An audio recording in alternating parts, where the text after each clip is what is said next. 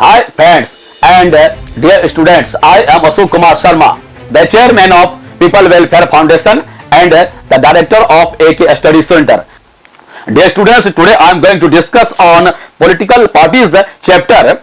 This chapter is of class 10 level, but this is as helpful to many of the students.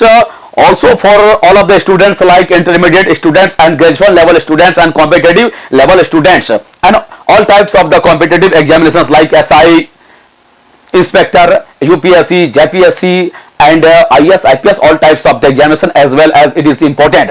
Political parties. Actually, what is their need of knowing, what is their need to know and to be clear the concept of political parties.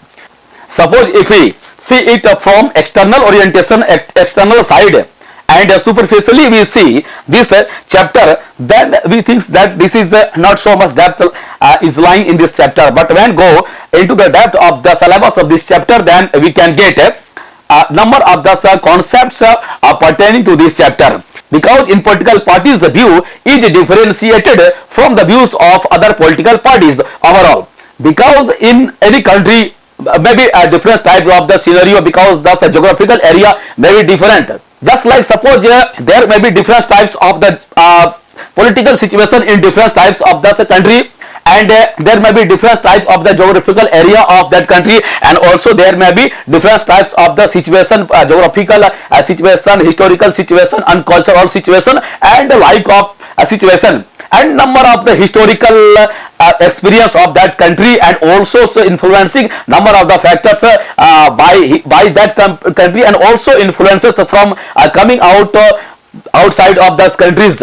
So I would like to clear about the political parties, that what is the existence of political parties. So this is the reason of the existence of the political parties, because number of the people, because there is population is so much high and people are in very large numbers, because the ideology, because the concept, because the philosophy of the people, a different type of the people may be different, and also new parties can be formed. Anybody can form new types of the political parties in democracy. In democracy, people have the right to form any political party. So people have the right of forming the political parties.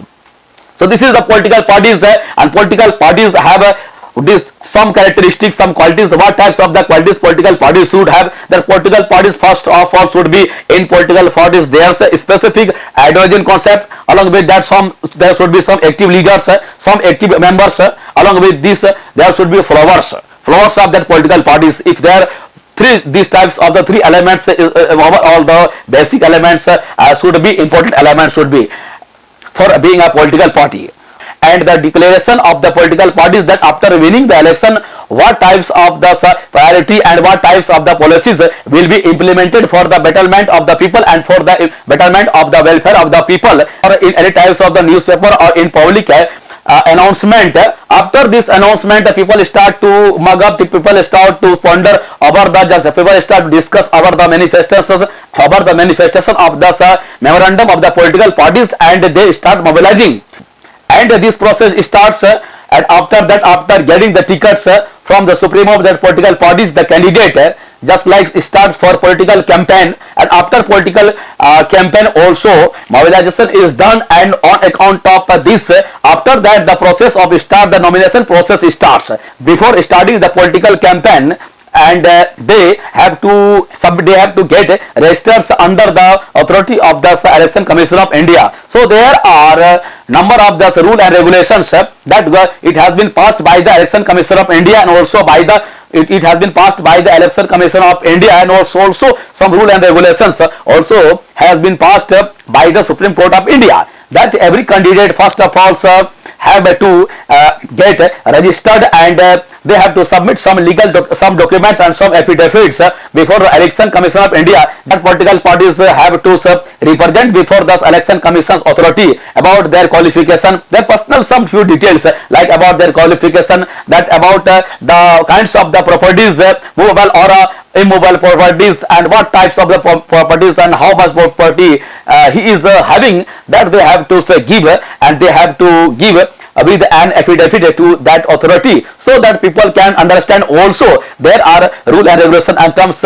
which has been issued by the Election of Commission of India. If there are any representatives is going to be held, going to be nominated, then they have to he has to present an affidavit of their records, criminal, either there is any criminal record or not. If there is criminal record, then they will have to just like they have to manifest it in the manifest, they have to give an affidavit.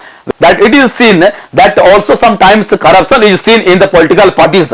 Then also one question, many questions are arised, and in the examination many questions can be asked pertaining to the political parties, that what types of the demerits, crony capitalism in the party system, and hereditary some and bad behaviors and some habits of the political parties in the history of politics of India. Just we see as well, we see in all over the world there is corruption and crony capitalism, that they give tickets in favor of their family, in favor of the businessman, in favor of the muscle powered people, and sometimes the powerful criminals. So it is against of the democracy, and sometimes some number of the peoples or many peoples who favor the democracy, they would not like these types of the situation.